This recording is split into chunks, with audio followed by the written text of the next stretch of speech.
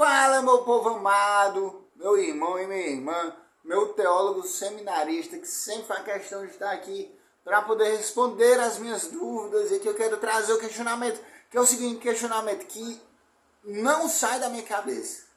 Eu tenho uma teoria de que Paulo, ele é gnóstico. Ou ele era gnóstico, não sei, né? Mas o conteúdo, o ensino paulino, certo? É um ensino altamente gnóstico. Eu vou trazer aqui, ó, é a Bíblia de Jerusalém, beleza? Para quem fala aí que eu não estudo, não sou um acadêmico, não.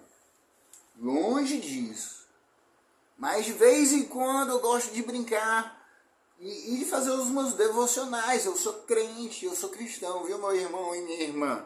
Eu só tenho algumas dúvidas, e principalmente em relação aos escritos de Paulo, que para mim claramente isso é o gnosticismo. E aí eu quero trazer aqui para você que não sabe o que é gnosticismo, uma rápida ideia do que pode ser o gnosticismo paulino, certo?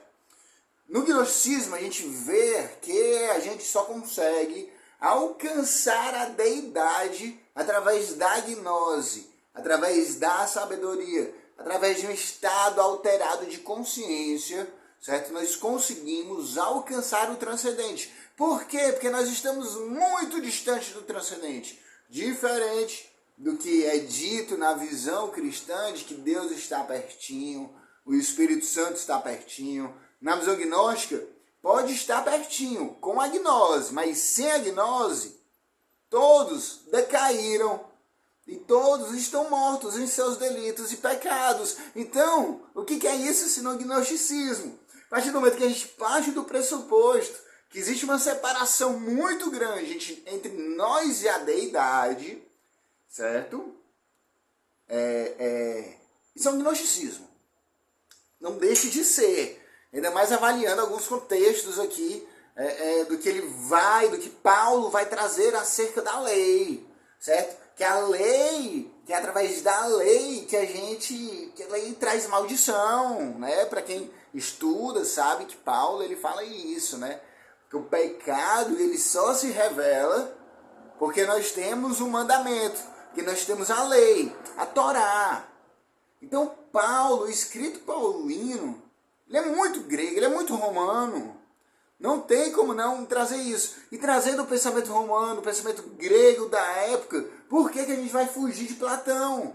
Por que a gente vai fugir do pensamento grego da época, dos neoplatônicos? Paulo aqui, os estudos e os ensinos de Paulo, claramente, são estudos de uma mente neoplatônica. Mas é óbvio, meu irmão e minha irmã. Teólogo, me diga se Paulo não foi longe demais, certo? A carta de Gálatas. Vamos lá, Gálatas capítulo 4. Certo? Gálatas capítulo 4, versículo 21. Me explica isso pelo amor de Javé. Vamos lá, ele vai dizer o seguinte, na Bíblia de Jerusalém, aqui, ele vai dizer, as duas alianças, Agar e Sara. Agar e Sara. Quem é Agar e Sara? Abraão teve um filho, certo? Chamado Isaac e outro chamado Ismael. Certo? Um filho da promessa e outro filho da escrava, né? Digamos assim. E aí, o que é dito no povo judeu? Certo? O que é dito na tradição judaica? Que com certeza o filho da promessa está na tradição cristã, que o filho da promessa é Isaac. Tanto é que de Isaac vem Jacó, vem as 12 tribos, onde vem Messias, Jesus Cristo, nosso Senhor, da genealogia de Davi, da tribo de Judá, né? Pois bem, é através de quem? É através de Sara, não? Ou através de Agar? Através de Sara. Para quem? Para o povo judeu, para o cristianismo. Vejamos o que Paulo vai dizer aqui. Versículo 21. Dizei-me, vós que quereis estar debaixo da lei. Quem deu a lei aqui, né? povo judeu, foi Deus. Não ouvis vós a lei? E aí ele vai continuar. Pois está escrito que Abraão teve 2 filhos. Um da serva, que é a serva, Agar. E outro da livre, que é a livre, Sara, certo? Beleza. Mas o da serva nasceu segundo a carne. E o da livre em virtude da promessa. Até aí, beleza. Vamos ver. Isto foi dito em alegoria. E eu parei para pensar assim, como assim isso? Isto foi dito em alegoria. O que é que foi dito? Então, por favor, teólogo que está escutando, me diga aqui nos comentários. O que foi dito em alegoria? O que ele vai dizer depois? O que ele vai dizer antes? O que ele está dizendo que essa aliança que Deus faz com Sara, com Abraão, a história com Agar, isso é uma alegoria? Até que ponto Paulo está querendo ir com isso? Porque Paulo aqui ele já tirou a lei, né?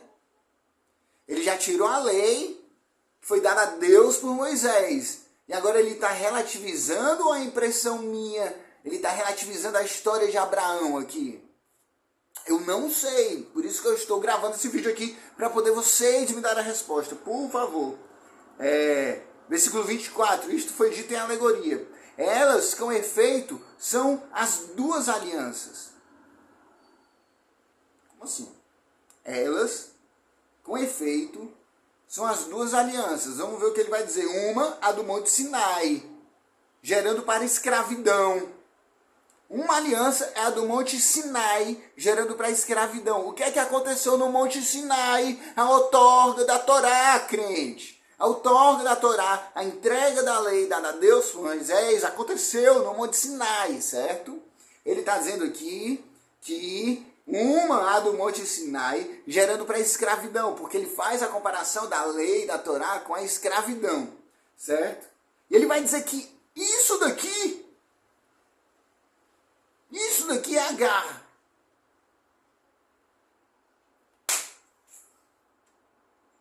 Ele não foi longe demais não, ô meu irmão e minha irmã, teólogo, seminarista, ele não foi longe demais não, dizer que Sinai é Agar.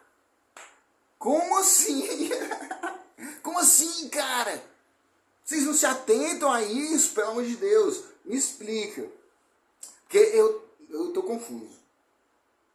E aí ele continua, porque o Sinai está na Arábia. Isso está entre parênteses. Se a gente for olhar na Bíblia de Jerusalém, os comentários são fantásticos, né? Mas enfim. E ela corresponde a Jerusalém agora. O que corresponde a Jerusalém agora, meu amado irmão? Vamos lá, na hermenêutica, vai. Isto foi dito em alegorias. Elas, com efeito, são 2 alianças. Uma, a do Monte Sinai, gerando para a escravidão. Monte Sinai, que é Agar. E ela corresponde a Jerusalém de agora, a Jerusalém terrestre. Ou seja, ele está dizendo que o templo, que a Jerusalém terrestre, certo? É Agar. Talvez você, crente teólogo, vai apelar para esse ponto. Beleza? Vai espiritualizar o texto. E não vai conseguir enxergar o absurdo que é chamar a promessa no Monte Sinai, a lei dada, a Torá dada, fazer uma comparação com Agar, não menosprezando Agar e nem a sua genealogia, Ismael, o povo islâmico, não menosprezando isso, mas trazendo aqui numa cultura judaico-cristã, o que ele faz aqui, na minha visão, um absurdo, talvez eu não esteja conseguindo enxergar, eu quero que você me ajude, porque esse Monte Sinai, ele gera para a escravidão, ele que responde a Jerusalém agora, Jerusalém material, que de fato é escrava dos seus filhos. Poxa, como assim? Só Jerusalém material? Tudo é escravo. Nós somos escravos da sociedade, ora. Ora, pois, como assim, cara? Ela é escrava dos seus filhos. Mas a Jerusalém do alto é livre. E esta é nossa mãe. E E aí está escrito, e ele continua, cara, ele continua. Alegre-te, ó estéreo, que não davas à luz. Ele está falando da outra. Quem é a outra? Sara.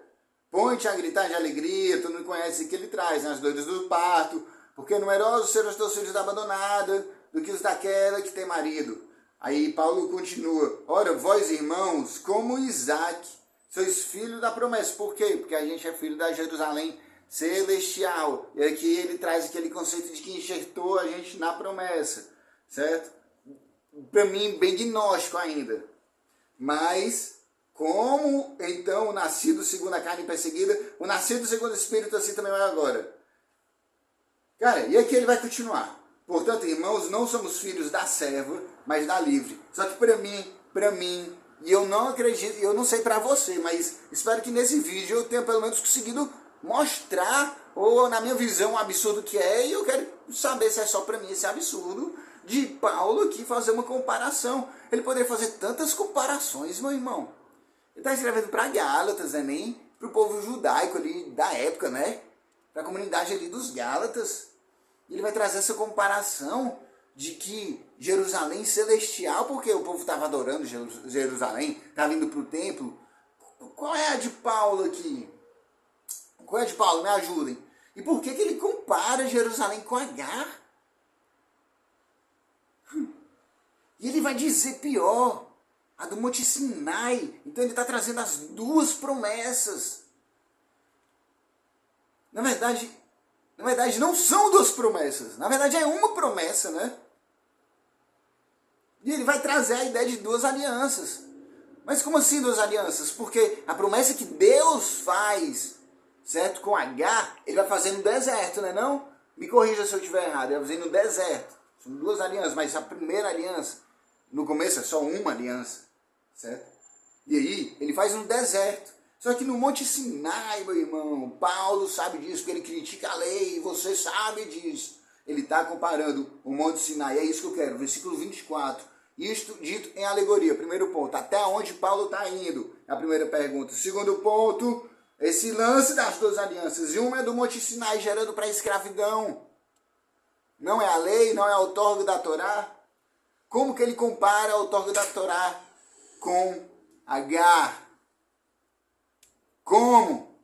Meu irmão e minha irmã, com essa porta abrindo aqui, eu termino o vídeo. Se você chegou até aqui, certo? Eu peguei a Bíblia, mano, pra ler, pra mostrar, pra dizer que eu não fico só pegando o Google nos shorts aí que eu tô fazendo, começando esse canal. Se você chegou até agora e fez algum sentido para você, coloca aqui nos comentários o que é que você acha, para tirar isso da minha cabeça, porque eu sou um cristão herege, eu sou um crente herege, e eu questiono essas coisas quando eu leio. E é só o começo de uma série de vídeos que eu vou fazer sobre a minha visão acerca do pensamento gnóstico de Paulo. Paulo é o maior gnóstico. Paulo trouxe o gnosticismo para dentro do universo, da cultura aqui, é o gnóstico. Todo mundo é gnóstico, certo? Beleza? E não sabe. Os crentes, os cristãos que tanto falaram mal do gnosticismo são tudo gnósticos, certo? Os judeus não.